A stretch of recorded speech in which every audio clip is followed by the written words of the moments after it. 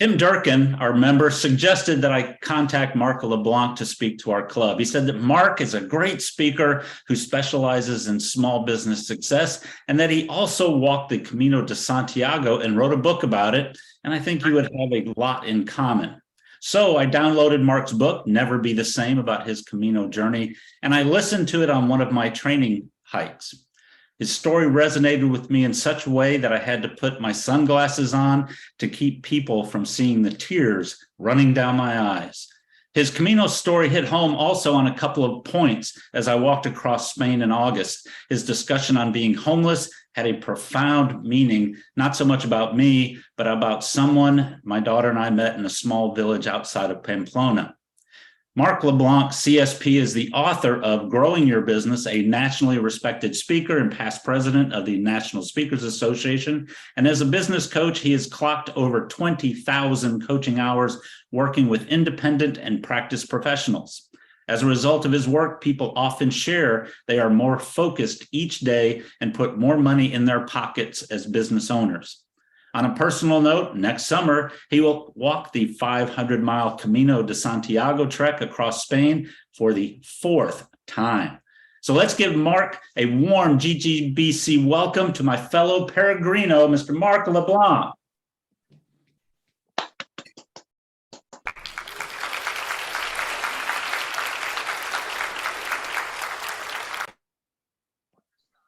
It's true. Next summer, I'm going to go on that short 500-mile walk for the 4th time. But enough about me. Someone once said, what the mind can conceive and believe can be achieved. Well, I'm not so sure. Would it surprise you to know that you can do just about anything that you want to do? And I say just about anything. When I was in the 3rd grade, I had a dream. And that dream, I don't know if some of you will remember him or not. But my dream was to be Bobby Sherman. I wanted to sing like Bobby Sherman. I wanted to dance like Bobby Sherman. I wanted to get the chicks like Bobby Sherman. And I remember being in the 3rd grade, and I went to school and I would practice my singing. And I went to every girl in the 3rd grade and every girl in the school named Julie. And I would sing to each Julie, Julie, Julie, Julie, do you love me? Julie, Julie, Julie, do you care? Julie, Julie, are you thinking of me? Julie, Julie, will you still be there?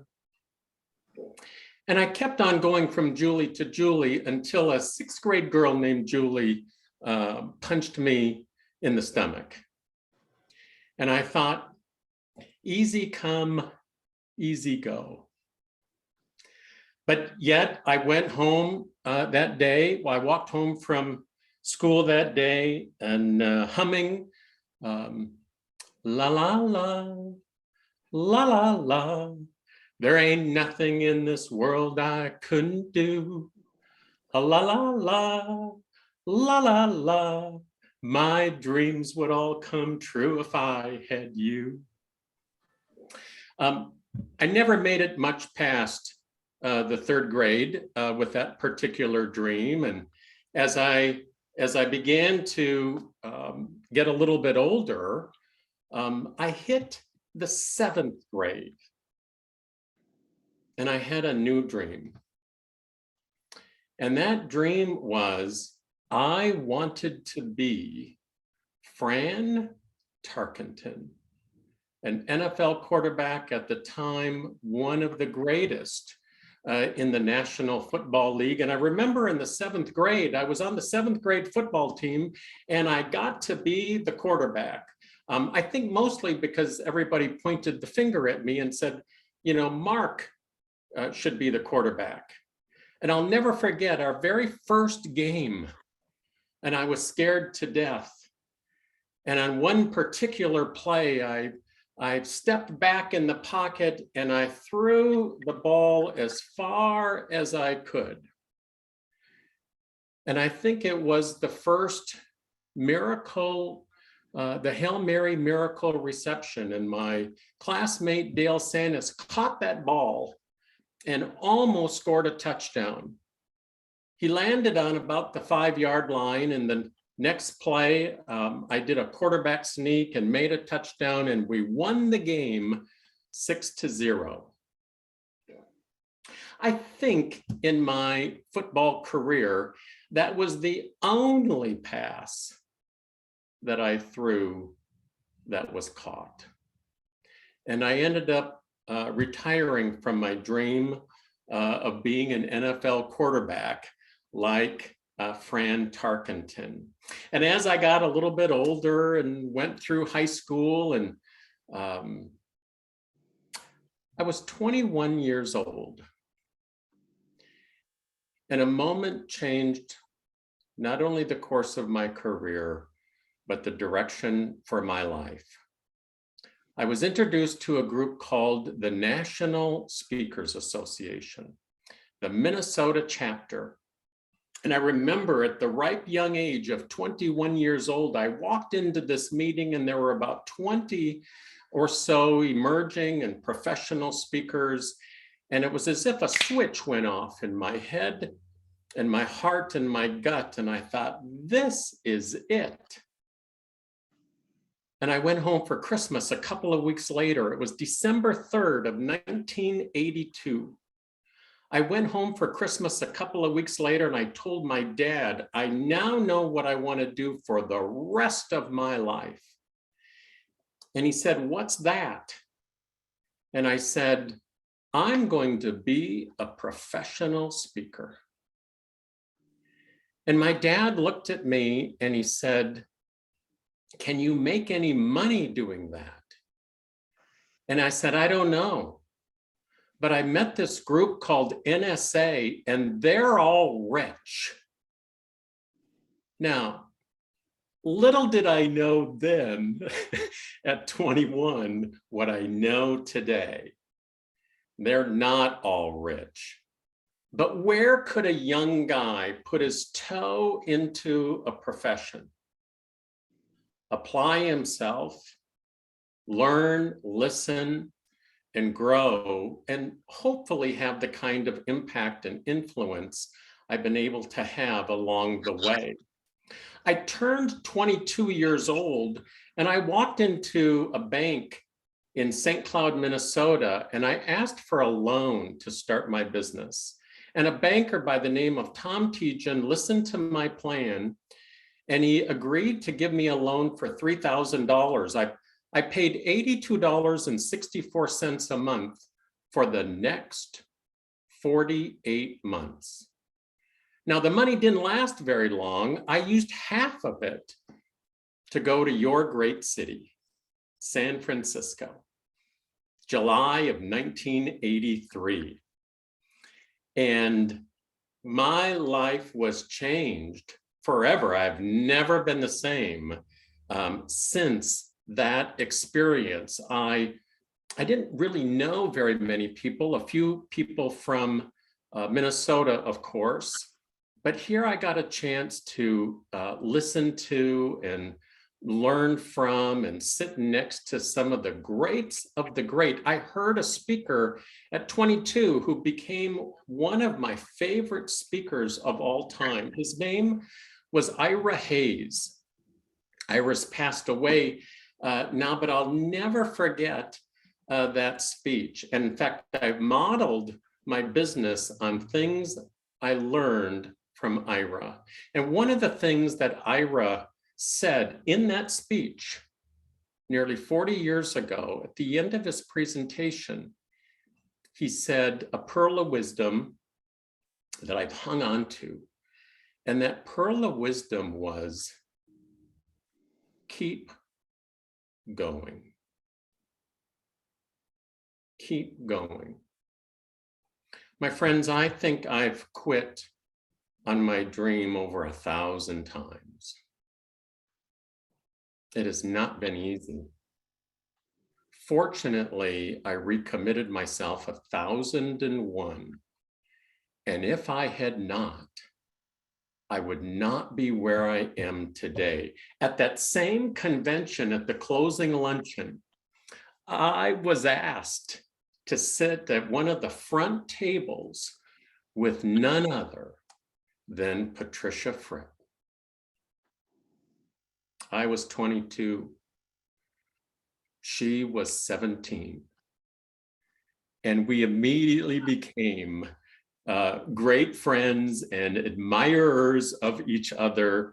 And a few years later, she would become president of the National Speakers Association. And I always found myself cheering her on and in the front row.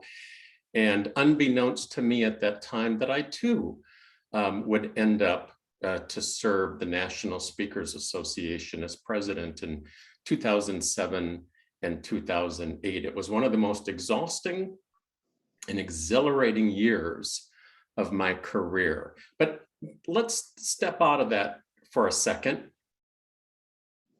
Would it surprise you to know that the second most difficult question for people to answer is, what do you want?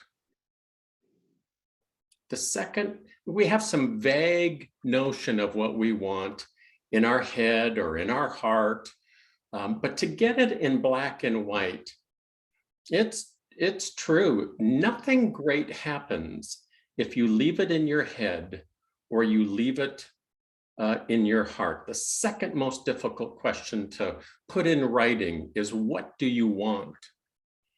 The first most difficult question is, what are you willing to do in order to get what you want? It was August 29th of 2012. I was on my annual retreat.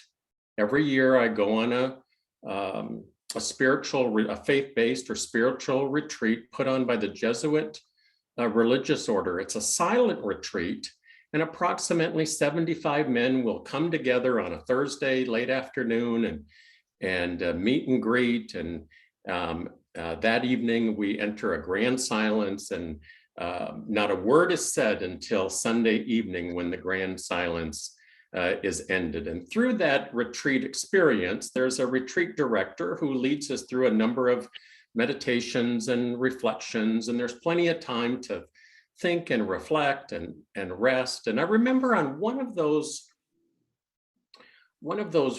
reflection periods, I was wrestling with that question, what do you want? And I took some time to think about it, and I jotted down in my notebook 10 things that I wanted. And I literally wrote, number 1, I want blank. Number 2, I want blank. Number 3, I want blank. And I wrote 10 I want statements, and I signed it and I dated it.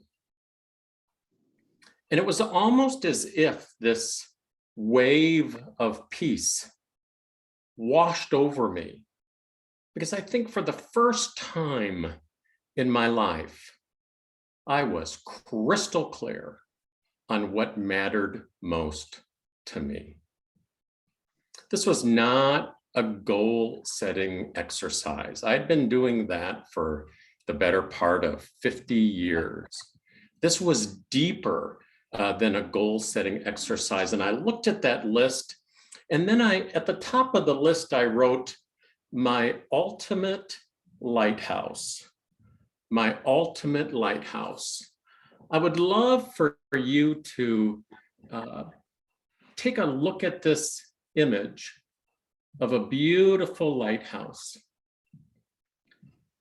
I would encourage you, so that no matter where you are in your season of life, your season of work, the season of your career, the season of your philanthropy, that it is never too late to get crystal clear on what you want. About 6 weeks ago, my wife, Sweet Ann, and I were on vacation on coastal Maine, and it was the 10-year anniversary of my charter set of 10 wants in 10 years. And I can only share that it has been the 10 best years of my life, my work, my career, my health, my financial future. Everything has been reset during the last 10 years. I did not achieve all 10 of those wants. I achieved 5 of the charter 10, but they led to some other wants that came along the way. The fascinating thing to me about that experience is that when I wrote down those 10 wants in 10 years, I didn't prioritize them. I didn't not put target dates on them, but I looked at the list, and the 2 wants that I thought, these are the 2 most likely to get done in the next 12 months, are still not done. There's a difference between thinking about what you want, writing down what you want, taking action on what you want or what you think you want. But my encouragement to you today would be, take some time today, or take some time in the next 72 hours. Grab a sheet of paper, write down 10 things that you want in the next 10 years of your life and your work. I don't know what you want. I lost my dream to be Bobby Sherman. I lost my dream to be Fran Tarkenton. But when I stumbled upon what I wanted in terms of being a professional speaker, the game changed.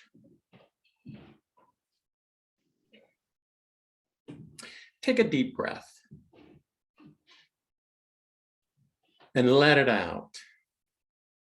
How many of you, and I just want you to think about this, we can't see all of you, but I just want you to take a moment to think, how many of you would like to accelerate something happening, maybe in the next 90 days, maybe in the next 30 days, maybe it's something in your work, something in your life, maybe it's something in your place of worship, but you want to make something happen sooner rather than later. In fact, over the course of my business coaching career, no one ever achieved a certain level of success and came back to me and said, you know, Mark, I reached this level of success, and fascinating to me, it was a lot easier than I thought it was going to be.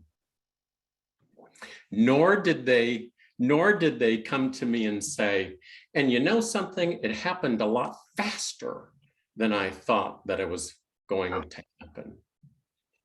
But if you want something great to happen in a shorter time frame, just wherever you're sitting or resting, listening to this presentation, I just want you to hold up one finger.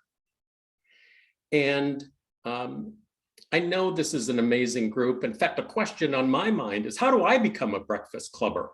It looks like you got a lot of guests coming in from all over the world. I want to be a part of your group.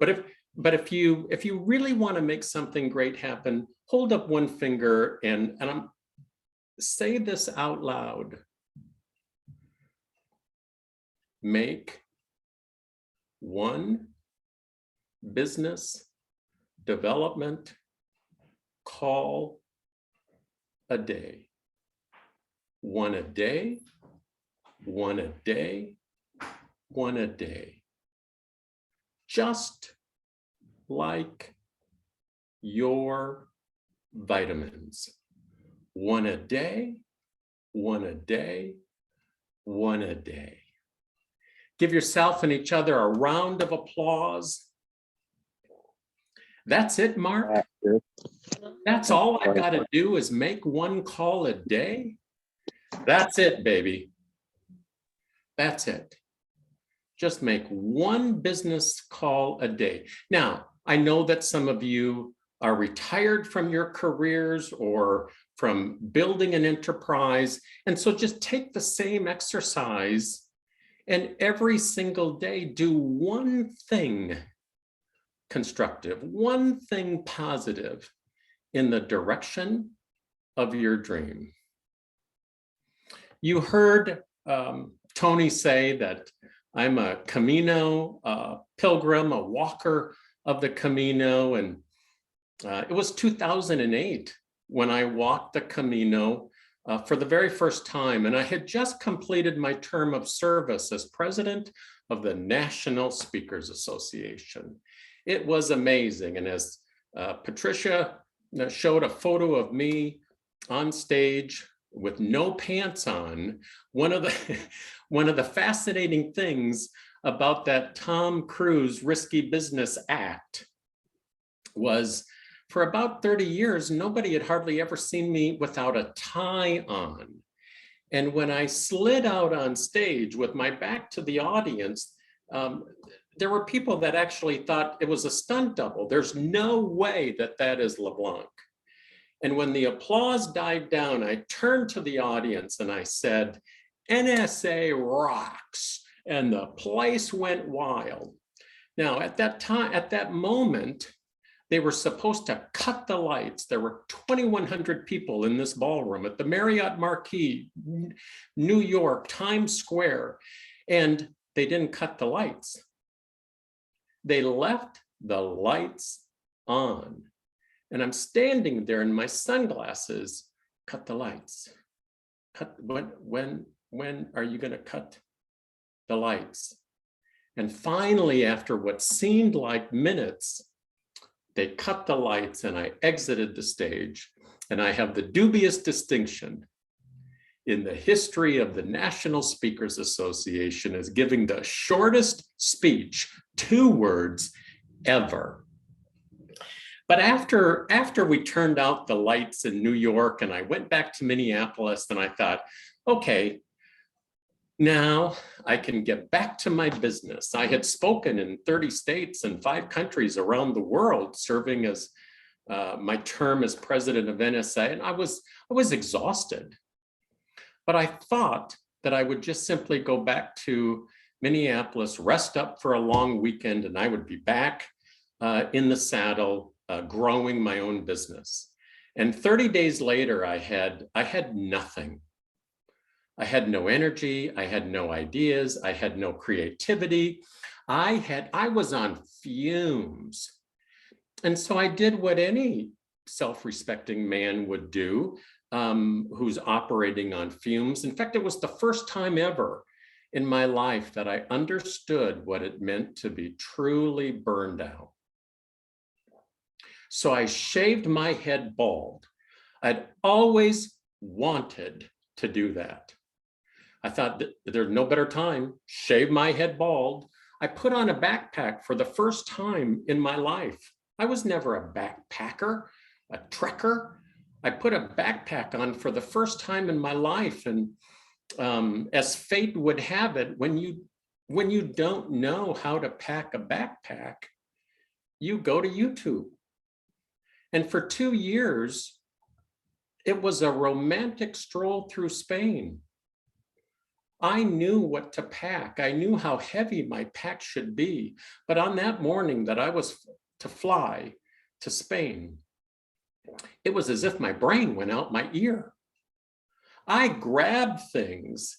I had the jumbo size Vaseline vat from Costco. I had the jumbo soap and shampoo. And I don't know why I needed the jumbo. I had no hair. but I had the jumbo I grabbed 5 books. I thought I'll be able to catch up on my reading along the way. In fact, I had so much in my pack that when I got to the airport in Minneapolis, I thought, oh, I know what I'll do. I'll go into a luggage store and I'll buy another smaller pack. And by the time I get to Spain, I'll figure out a way to tie the smaller pack onto my bigger pack and walk across Spain. I flew to Paris, France. I took a train down to a little village called Saint-Jean-Pied-de-Port. People have been walking the Camino, as Tony will share with you, for over 1,000 years, from all over the world, from all walks of life. Some for religious reasons, some for spiritual reasons, some just for physical reasons, that it's one of the world's great walks or great experiences. Now, the Camino doesn't break you in gently. You're not even leaving the little village of Saint Jean and you're already starting to ascend Mount Lapeter. Day 1 is the most grueling, arguably the most beautiful day of the Camino. You're up and over Mount Lapeter on day 1. And I started to walk. I left Saint Jean and it started to rain. Now, if you can picture a bald, burned out Marc LeBlanc with a backpack and a medium-sized backpack, both of them too full. That was me. Now, I was a champion wrestler in high school. I had trained for this walk. And I hadn't even gone 2 miles and I thought I was going to die. And it's raining and I thought, people have been walking the Camino for over 1,000 years. If I was a farmer along this path, I would set up a bench. Maybe I would serve lemonade or iced tea or at least water to the walkers who would eventually become or be christened pilgrims. And wouldn't you know it, I hadn't gone another 100 yards or so around a bend, and there was a bench. And I couldn't believe that I was stopping for a rest break after just 2 miles. And the bench was set back a bit, almost like in a ditch. And I took my medium-sized backpack off. I took my large backpack off. The rain is coming down. I sit on this bench and I look around. And all of a sudden, it's as if I'm in a bit of a dump, because people had started to discard items from their backpack, because they began to realize that if you're going to carry something 500 miles, every ounce counts. And I don't know how long I sat on that bench. I had not started crying yet, but I began to think about my life. I began to think about my work, the good, the bad, the ugly, the great. Just 30 days earlier, I was president of the National Speakers Association. I had the presidential suite where kings and queens stay, where Michael Jordan stays, where Tiger Woods stays at the Marriott Marquis. It was one of the greatest experiences of my life. And here I'm sitting on a bench when all of a sudden I began to think about all of the goals that I had set for myself and given up on. I began to think about the goals that I had set, started, and let go of at about the 50% completion rate. And then I thought about some of the goals that I had set and maybe got 90% of the way to goal, and the goal died. I could not pull it across the finish line.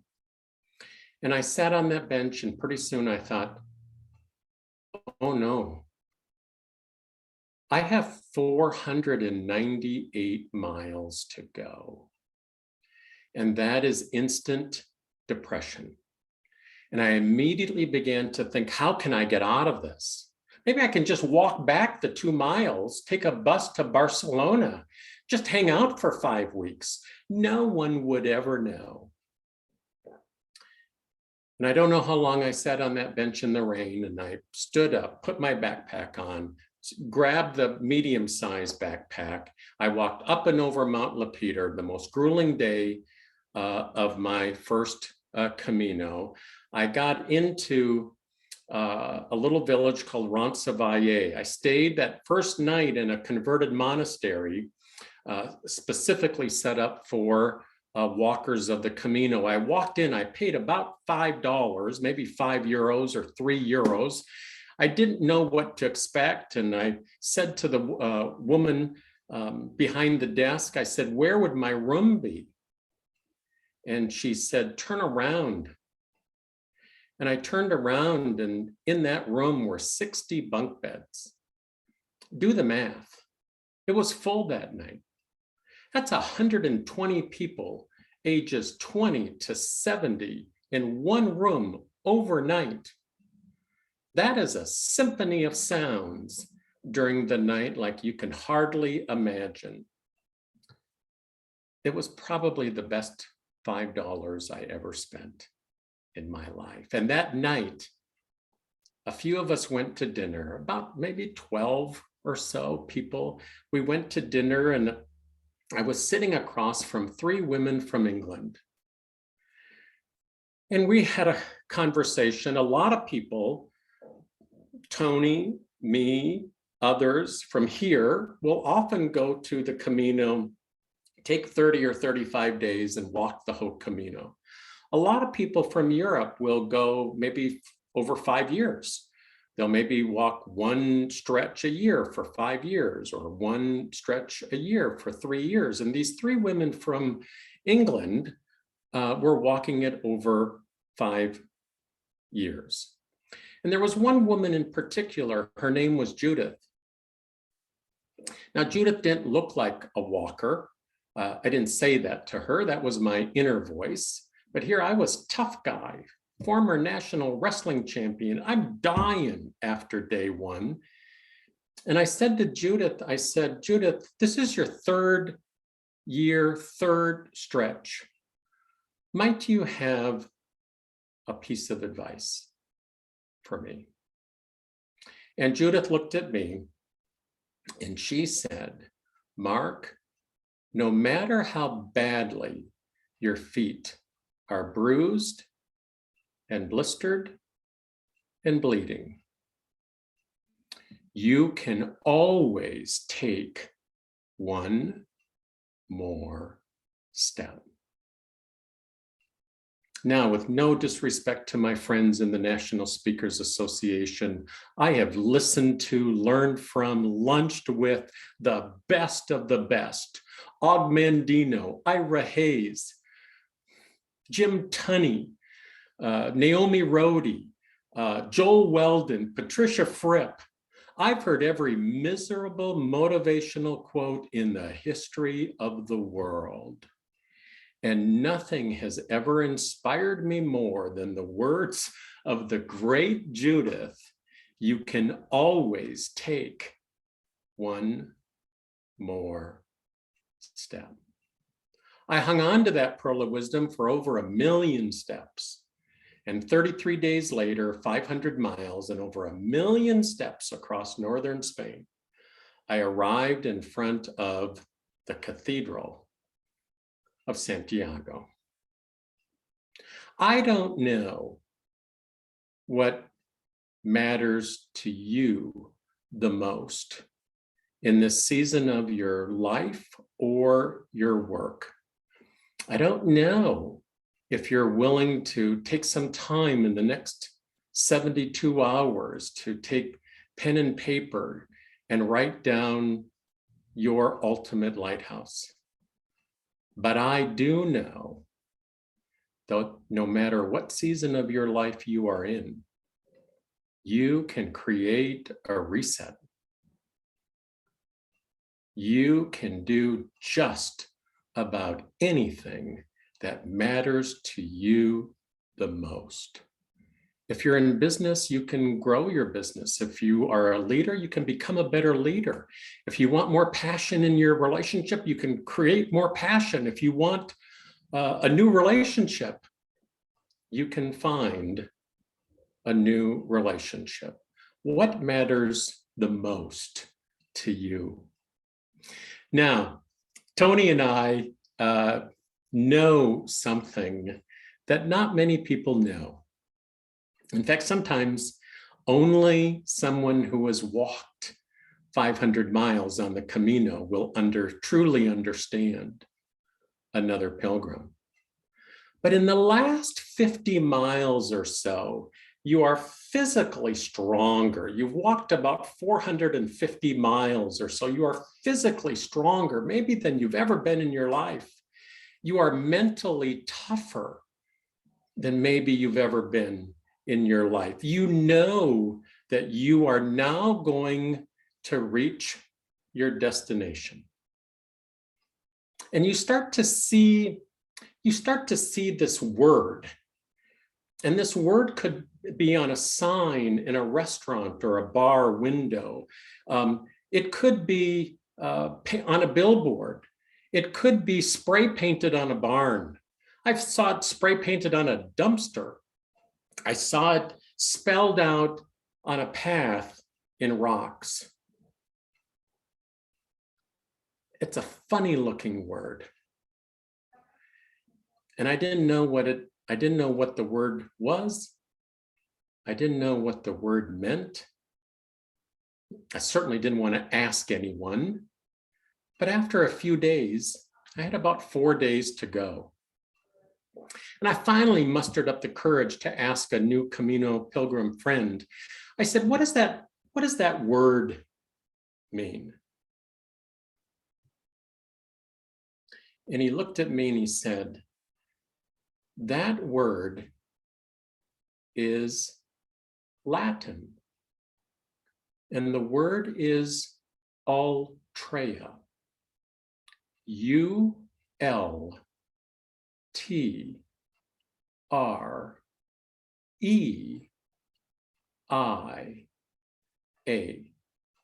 Ultrea.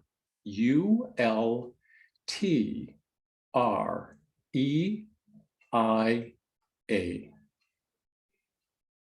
And then he said to me, that word is Latin, and it stands for keep going. It's almost as if the hundreds of thousands of pilgrims along the way are high-fiving you in that last 10 to 20 to 40 miles, saying, you can do this. You've got this. A number of my friends are here today. What a great honor to have you join me.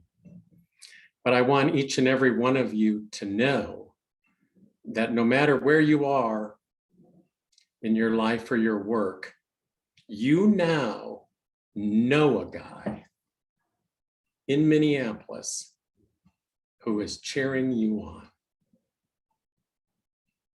Ultrea.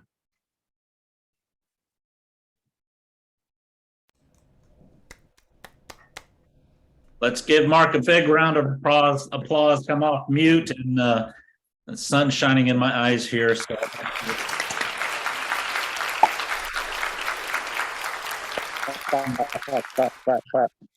But thank you, Mark. I appreciate that wonderful presentation. And if anybody has any questions, I'm going to remove the spotlight so I can see. Raise your hand virtually or physically in the chat. Patricia, I see you. Well, I just wanted to say that was so wonderful. Many of us have heard you speak a lot, but that was exquisite. And you demonstrated how you don't need slides, you just need wonderful words. So congratulations. My question is, those 5 I want to that you hadn't accomplished, are they still important to you now?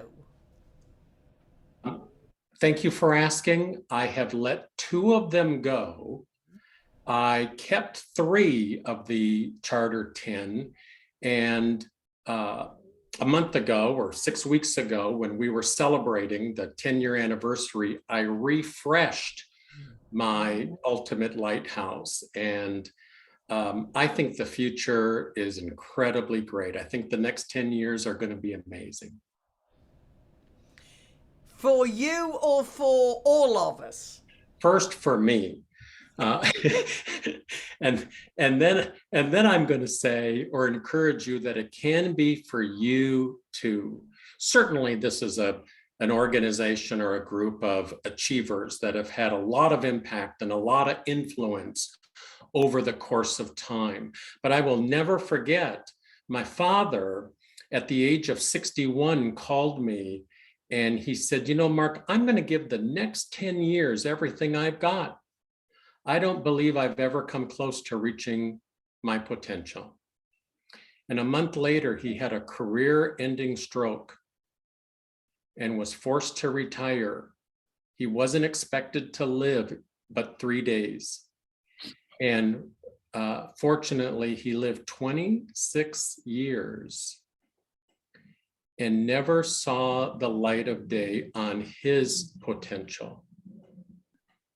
And so I don't think it's ever too late to do a reset and to let some things go that maybe you're still carrying with you, or to recommit yourself to what you want in the next 5 years or the next 10 years. And so I do believe that for anyone, just get it out of your head, get it out of your heart. Write it down. Maybe you'll get 10 things, maybe you'll get 7, maybe you'll get 3. But if you get crystal clear on what those 3 or 5, what your lighthouse is, I believe the next 10 years can be amazing for you too. All right. Any other questions? Tim. Yeah, Mark, again, echoing Patricia's, very well done. I remember back in the day that I'm a proud alum of your program. And I was just wondering, I think it's Achiever Circle. Are you still doing those, or have you put that on the back burner? In November, what Tim is referring to, I do a weekend business retreat, now virtual, called the Achiever Circle. I created it 22 years ago. And Tim, in November, in about 4 weeks, I will do Achiever Circle number 162. Wow. Now, it worked for me as a speaker with dramatically positive results, but does it work for other small businesses? We have realtors here. We have photography business, semi-retired. For sure. Okay. Most people who are attracted to me, or the playgrounds that I play in, are independent and practice professionals, primarily in the world of professional services of some type or some stripe. But we attract entrepreneurs of all types. And so, yeah, we take up to 12 people. Randall has been on one of our Achiever Circles. Thank you, Randall. And I believe, I didn't know it at the time, but over the course of time, it became my life's work. And my goal is to do 200 Achiever Circles. And then maybe I'll do a reset and do a few more. Thank you. All right. Anybody else have a question? Mark, I want to thank you for your comment about letting things go. That's something that is, part of the Camino has the Cruz de Ferro, which I'll talk about when I speak, but that's a great exercise in learning to let go of things that don't benefit you anymore. Your thoughts on that, and the easiest way to get rid of things that may be holding you back? Oof. It's complicated. I think for me, and I can't speak for you, but arriving in Santiago is almost like the great do-over. Walking 1,000,000 steps in 30 days, it's almost like it squeezes all of the angst or frustration or broken dreams or lost relationships. And arriving in everybody thinks that reaching Santiago is the finish line. But as you know, reaching Santiago is the starting line. And so you don't have to go to Spain to make a change in your life. You can create your own Camino, but some practice, some exercise of replacing, less than positive habits with better habits, staying in the game. And I think whether it's one call a day or I do 30 burpees every day. I'm up to 18,000 burpees at a pace of 30 a day. I do a 3-minute plank every day.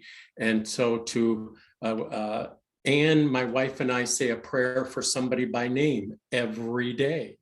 We read from a daily devotional every day. For 26 years, I called my dad every day to check in on him. And so whether it's in your personal life or your career, you can replace a lot of doubt, a lot of chaos, a lot of uncertainty, and begin to manage that by finding out what it means to stay in gear.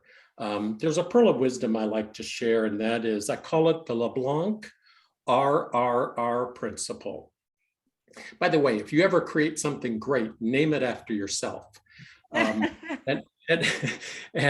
the LeBlanc RRR principle, doesn't matter what your goal is, doesn't matter what your charge is, doesn't matter what destination you're aiming for in your life or your work, but the RRR principle is, what can you realistically do on a regular basis in order to reach your goal or where you want to go.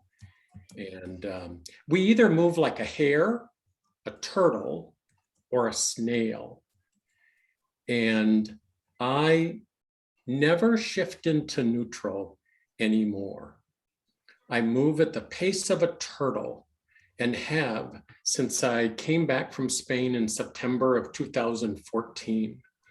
I've hit my monthly sales target every 30 days since September of 2014 by finding a mix of actions, activities, strategies, practices that I realistically can do on a regular basis. I hope that is helpful. That's very helpful. I think that's amazing. LeBlanc RRR method. Cool. All right. Any other comments, questions? Tricia? Well, one comment after, oh, hang on. What happened to my, okay, here. After this happened, I walked up to Stacy Techner, who was our executive director of NSA, and I said, I'll give you $250 as a fundraiser if I can have that photograph. And they came up with, for $200, I saved $50. And apparently there were more women than just me, and perhaps some men, that were willing to pay $200 for that photo, of which is still in my back office. So I think about you every day I'm in my office, Mark. And as you can see, I can bring you along even if I'm in somewhere else. Yeah. Thank you, Patricia. Tony, is it okay if I put a bookend on this experience? Absolutely. Okay. When I came back from Spain in 2008, I went back to helping people grow their business. And a gentleman by the name of Ross Bernstein came over to my office one day and he said, LeBlanc, you need to write the story version of Mark LeBlanc and the Camino and your career and your failures and some of your successes. And I said, what are you talking about? And he started to ask me some questions. When did you learn your first business lesson? I said, that's easy. I was 9 years old. 9 years old? I said, yeah, my dad was a foreman at Honeywell and he bought a pickup truck and my mom put an ad in the paper and on weekends, we would go help, we'd go clean out an attic or a garage or take something to the dump. And I learned from my dad that it's, I saw him say no to a lot of messes. We were not in the garbage business, we were in the rubbish hauling business. And I learned from my dad that it's just as important what to say no to as it is to say yes to. And then he said, how is it that a guy, you know, I was fired after 6 months when I was 21. And I made a vow at 21 that I would do whatever it would take to make it on my own and be my own boss. And in this next year, I will celebrate my 40th year of being in business for myself. I have ridden the roller coaster of ups and downs, the good, the bad, the ugly, the great. And I have a book recommendation, and this book is titled Never Be the Same. I published this book in 2010, and it is possibly the crowning achievement of my career. And when the book was published and I opened up my first box and I picked up Never Be the Same, I knew in that moment that my life mattered. And a lot of people get to this stage of life or their work and they don't understand that. I would tell you that your life matters. And about 10 days later, I was on an airplane from Minneapolis to Boston. I'm sitting in first class. It's 11 o'clock at night, pin light. I'm reading this book and I start to cry. And a flight attendant comes over to me and she says, "Sir, are you okay?" And I said, I'm just reading this book. And this is the best book I've ever read in my life. And then she said, "Who wrote it?" And it is the best book I've ever read in my life. Do not buy this on Amazon. Somebody put a used copy on Amazon for $49. It's not available on Amazon. If you're interested in it, reach out to me directly. But the reason I bring this up is less about the book. But do you remember the story of a banker in St. Cloud, Minnesota, and he gave me a $3,000 loan to launch my dream? I started a foundation for young entrepreneurs, and we just gave our 23rd and 24th $3,000 grant to an entrepreneur under 30.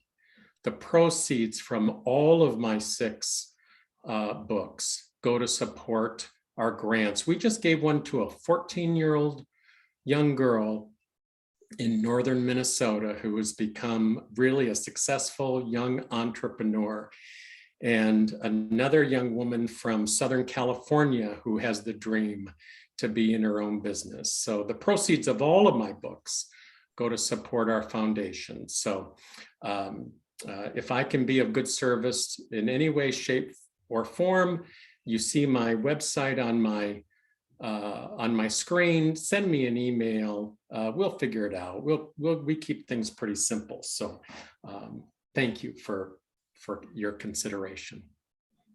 Thank you, Mark. And again, I highly recommend the book. I listened to the Audible version of it on my hikes, but I'll get in touch with you about a hard copy. So great.